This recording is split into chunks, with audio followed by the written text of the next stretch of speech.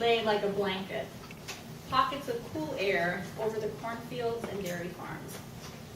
Honey liked this time of year, when the peonies and daylilies exploded in pinks and oranges.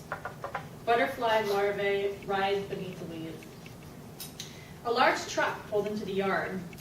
Honey hadn't heard it come up the drive. That was the thing about living in the country. Silence engendered more silence, and landscape swallowed detail. On the truck's bed was strapped a single-mast cutter with double sails and a bowsprit. "Mike," Honey called up the stairs, "do you have someone coming over?" "Nap time," Mike called back. "Handle it." Honey turned off the tap and dashed away from the mountain of dishes to the yard, waving her arms above her head. A man wearing a blue bush hat and aviator sunglasses sat in a cab of an 18-wheeler. One red, beefy elbow hung out the window. "This good?" he called. The truck made deep dents in the lawn. The bowsprit of the ship pointed at the house in accusation. "No!" Honey yelled over the roar of the engine. "We didn't order a boat." The man disappeared into the cab and reappeared holding a clipboard. "So you didn't," he said. "Mighty sorry, gal." With a great turning of wheels and gusts from the air brakes, the truck backed out of the yard.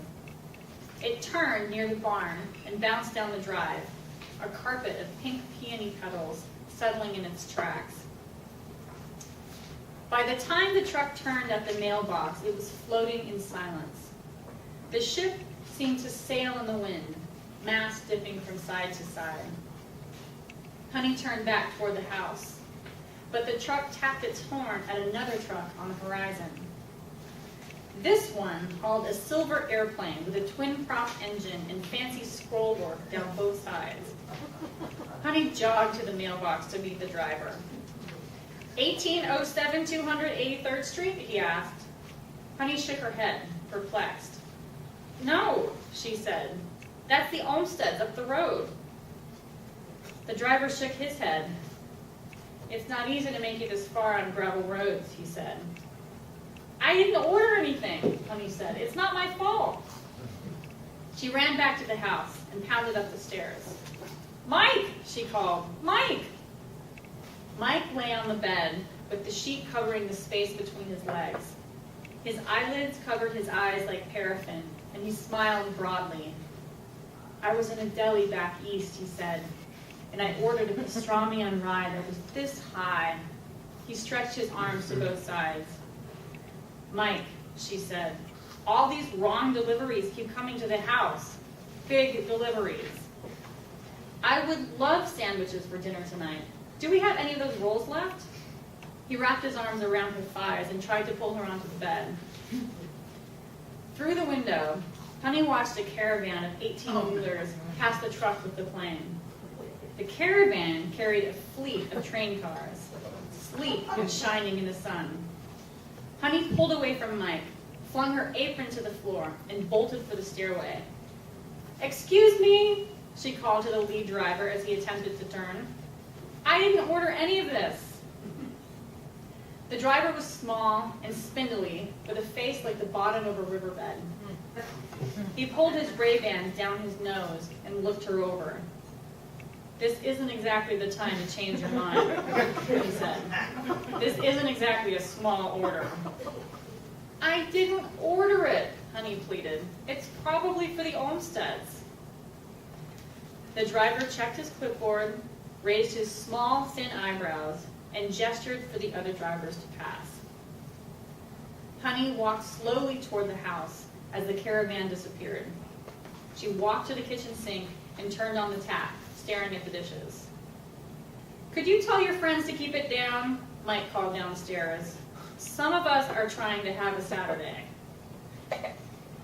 Honey watched the waving leaves and branches of the ash trees in the backyard. Every year, she thought of the trees as soldiers guarding her peonies and lilies. She turned off the tap and the overhead fan and took off her clothes and shoes, piling them on a chair. She walked through the mudroom outside to the hammock and crawled inside.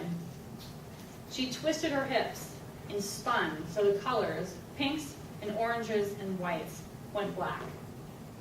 The hammock strained on its ends and spun back, so Honey felt speed gather in her guts. And when the hammock snapped open, she sprang, and with the grace of a dancer, she flew above the ash and cottonwood trees until the wisps of clouds reached down and folded her up, and she was one of them and not like us.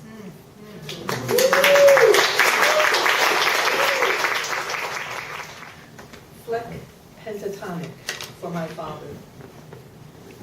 Blue you year being born, lunar, have no fear, babies of the steppes. Mongols canter, blue, riders horizon, edge limits unknown. Sheep shorn, lamb kebabs, words, origins hob, knob across time. World spun and woven wool, said the way he would in this foreign tongue, sounding of a howl combined with a moan. Ooh.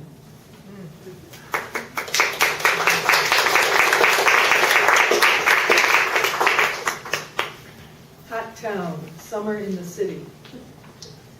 We rode BART to Oakland, walked to 57th, found the jazz club and waited for the next set. Jewel, my yoga teacher, mentioned she's from Fort Erie, way up there in Canada. Her grandmother hailed from Alabama, where she wed, had 3 kids, was widowed. She moved west to Memphis to find employment, telling them she could sew men's trousers.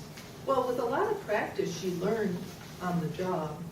Grandmother became an expert tailor, remarried, but left that man, no divorce decree, moved to Detroit City. Maybe she was a bigamist, Jewel smiled. 5 husbands. Detroit summers, grandmother taught Jewel and 2 girl cousins how to sew.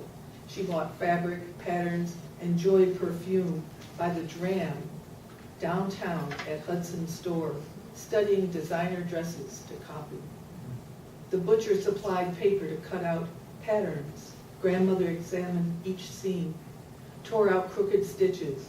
Do it over, she'd say, pulling stitches like Ulysses' wife Penelope. She promised a party wearing their new dresses. They took the bus to Woodward Avenue for tea. Just then, the trio tuned. The vocalist began, hands yoking music to words, Soul Mudra.